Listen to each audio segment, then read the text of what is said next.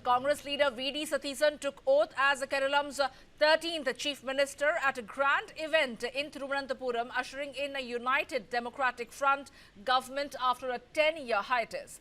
Satheesan was administered the oath of office and the oath of secrecy by Governor Rajendra Vishwanath Arlekar, and the alliance stormed to power with 102 seats in the 140-member assembly, ending the CPIM-led left rule. 20 members of Satheesan's cabinet were also sworn in. Congress will have 11 ministers in the cabinet. Senior Congress leaders, prominent figures from various walks of life, and chief ministers of opposition-ruled states attended the ceremony.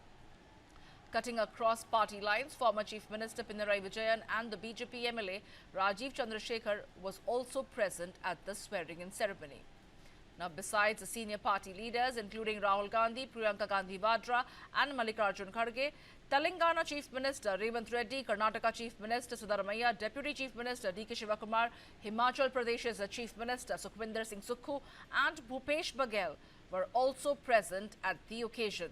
However, Thiruvananthapuram MP Shashi Tharoor was not present at the event, as he is in Boston to deliver the commencement address at the graduation ceremony of his alma mater, the Fletcher School of Law and Diplomacy at Tufts University.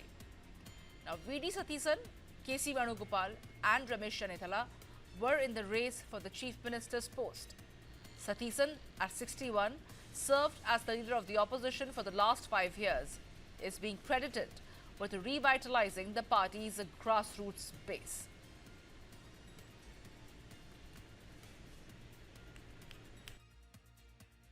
I would like to thank the people of Kerala. They have given a good mandate. We'll have to deliver a good message for the country. Mr. Satheesan, Venugopal, Ramesh Chanithala and all the team, the PCC president, all of them work together, including Muralidharan, all the leaders who joined together, and our partners also, our alliance partner UDF, our Muslim League and all of them, with all our parties, they work together. They made the state proud.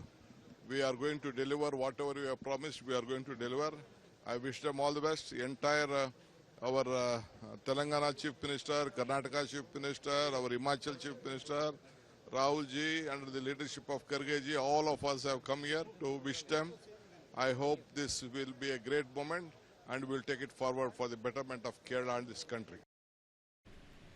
My colleague Verghese is joining me right now to get us more details. Well, Verghese, of course, the Congress infighting about the chief ministerial post between Satheesan, Ramesh Chanithala, Venugopal, that seems to have been buried. And now, of course, Satheesan is going to bring about the new dawn for the Congress in Kerala. But what is going to be the foremost challenges that the Congress party will have to address as Satheesan takes charge?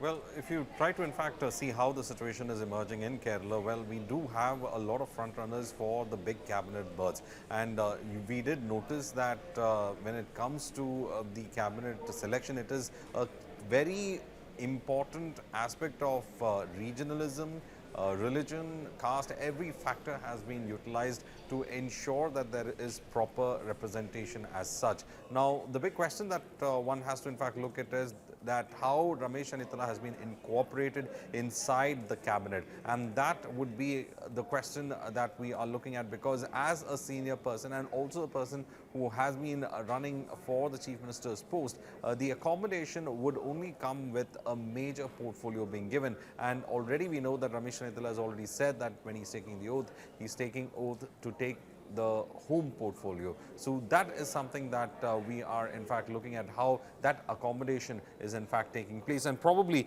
it also gives a lot of chance for the Congress to avoid any kind of heartburns in the coming days. Meanwhile, interestingly enough, let me in fact just highlight the kind of ministries that have been given. We do have Ramesh Chanithala, K. Muralidharan, who are senior leaders who have been incorporated inside the cabinet, and then you have the KPCC chief, Sunny Joseph, who has also been sworn in as a minister. And now the big question would be raised as to who would be getting, or who would be the next KPCC chief. So that is something that has to be looked into. Meanwhile, along with them, a most important aspect of it is that the IUML, which is an important constituent of the UDF that we know, which is headed by the Congress, which has got 22 seats in the current assembly elections.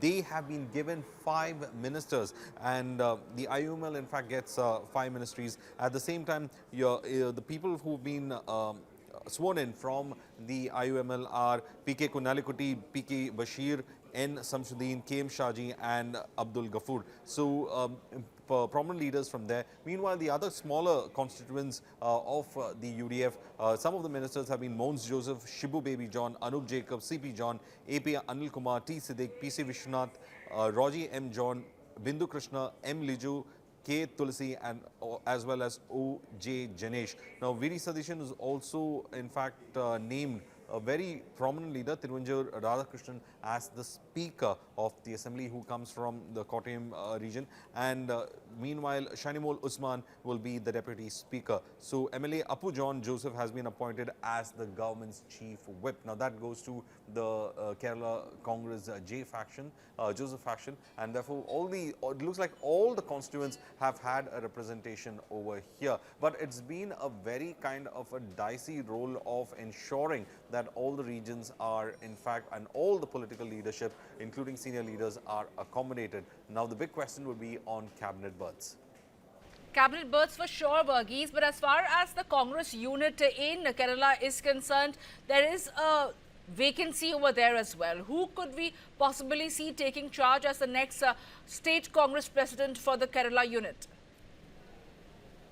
Well, that is the big question that everybody is asking, and there are names like Sudhakar's name who's come in. They want someone who can in fact fight the left with the same aggression as they have seen on how they have been. They don't want a person who's very soft when it comes to taking up the fight. So they are looking for someone who is an aggressive leader on the ground, has got a connect like how Viri Satheesan had, and at the same time who is able to in fact ensure that there is harmony among all the Congress leaders and the ministers, and well as with the UDF constituents. So they want someone who is going to be quite aggressive on the ground to keep the momentum going which they had from the elections, and therefore they want someone who has in fact been tried and tested in left bastions as well, to keep the left on the back foot as of now, because right now the big churning that could be happening in the left is how the meetings of the LDF constituents are going to go, whether there will be change in the Politburo structure, which we have seen, because there is a lot of analysts who have been saying that when it came to UDF, the reason why they got a brutal majority like this is not because alone about an incumbency. It was also a lot of left voters trying to say that they don't want to have Pinarayi at the helm, and they want a change in leadership, and therefore they wanted to send that message across quite strongly to the CPM as well as to the CPI and other parties as well. So they wanted the left constituents to also understand that. So that is something that we are looking at. So they are already going to be deliberating on that particular aspect of it. But at the same time, when it comes to the KPCC chief, it's going to be another balancing act which the High Command will have to do. As of now, Sunny Joseph will continue with, but there is the issue about a person having 2 posts that will also come into play. Interesting.